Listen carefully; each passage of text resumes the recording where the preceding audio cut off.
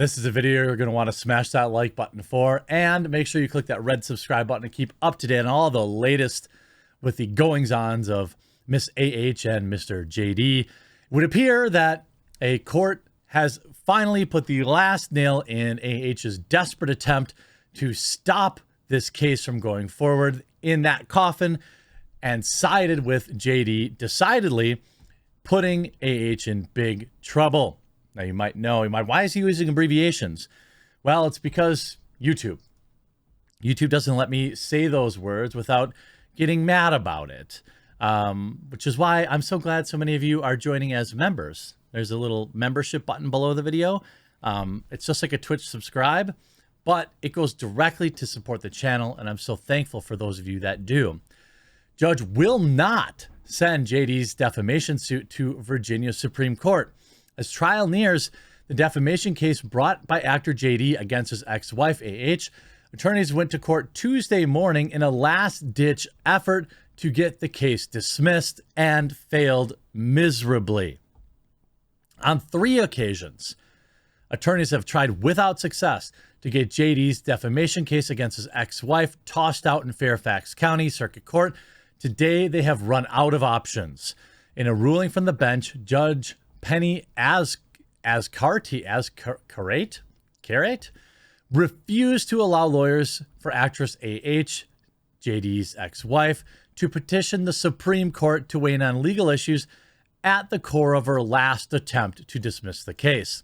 Essentially, the attorneys wanted the state's high court to tackle whether the case law supports their contention that the court should embrace findings from a UK court that JD was what they said he was. Now, essentially, what Amber was desperately hoping here was that her, in my opinion, fraudulent victory in the UK, because their courts are a lot different than our courts here in terms of proving this type of thing.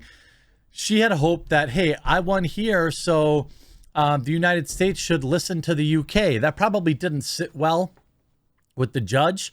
I'm guessing, perhaps. Maybe it was unrelated, but probably didn't sit very well with them. And she continued to try and get this case thrown out.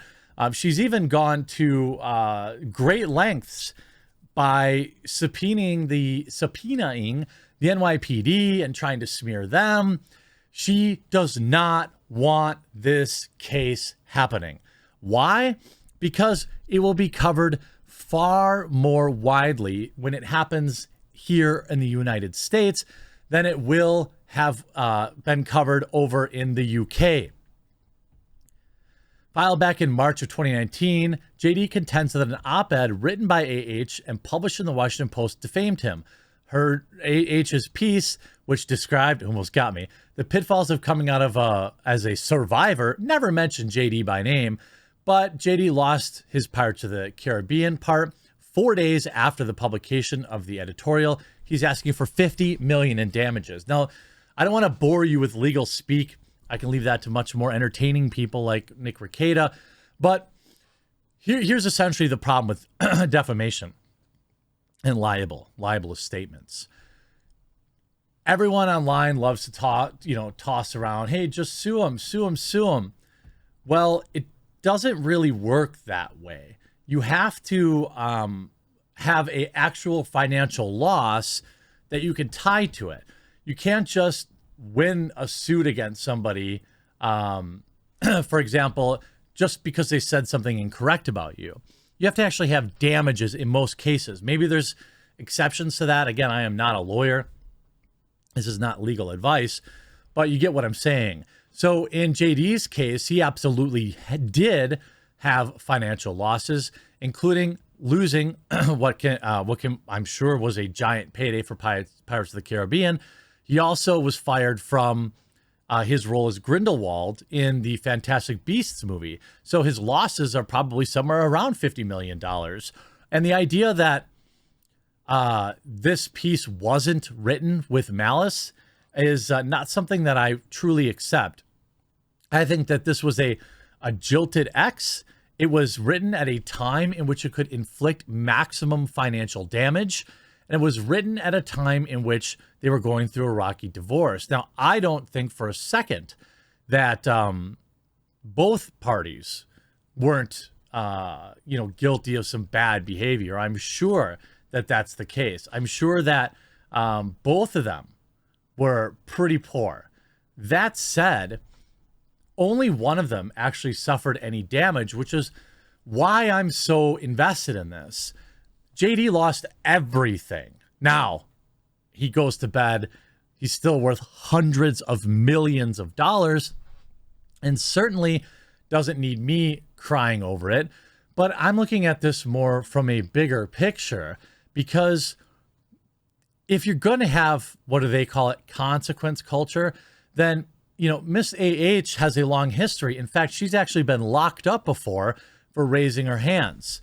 Now, AH has subsequently filed a counterclaim claiming that he orchestrated a smear campaign against her by repeatedly accusing her of perjury and being a hoax artist. Her suit demands $100 million in damages. Well, her suit is a farce because, again, what damages did you incur? What losses did you actually incur? Because to me, it doesn't seem like really any.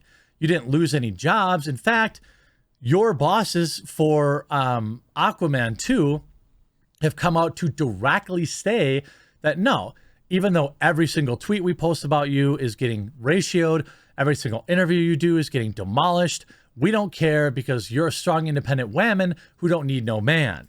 Now, some legal facets of the case, for example, is whether JD is barred from relitigating issues already covered in the UK have not been fully decided, argued Elaine Chase, AH's lawyer. But JD's lawyer asked the court to deny the motion. He pointed out that in August that she handed down a 10-page opinion rejecting the argument that the case should be dismissed because of the UK ruling, essentially saying, look, if we can't dismiss the case because of the UK ruling, then we should probably be allowed to represent that information. In her opinion, the judge noted, the defamation claim in the UK was based on completely different statements than the present one. In her ruling today, she ticked through each legal standard required to send the case to the Virginia Supreme Court and concluded that the case did not qualify. The judge's decision did not appear to be close at all. Here's another interesting little rumor.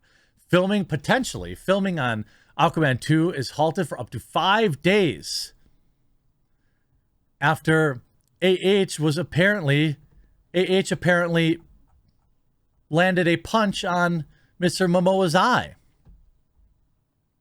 When will this woman stop striking men? By the way, in the recordings between her and JD, and I think like a mediator, she admitted to striking him multiple times and even gaslit him and called him a coward. She also struck her previous fiancé. This is 2 times on the record. And now, according to various sources, AH caused an injury to Momoa's eye. The Health and Safety Board in the UK is now investigating the case. Again, this is through Thought Nova. So, I'm not saying it's automatically untrue, but I'm just saying, we need to consider the source. Maybe this is a popular source somewhere else, but I've never heard of it. There's a couple articles saying that. Apparently, Amber and Jason were filming, and she used a prop and went after him. However, the safety tip was off, causing injuries to Aquaman. Allegedly, further investigation should reveal whether AH knew the safety part was missing from the prop. Uh-oh. AH was in Paris at a L'Oreal event. By the way, she didn't lose that job 4 days ago, confirming that the filming was on pause. The insurance company that is behind Aquaman's equal is looking into the incident, which only comes a month after the first teaser was released. We hope to get more information.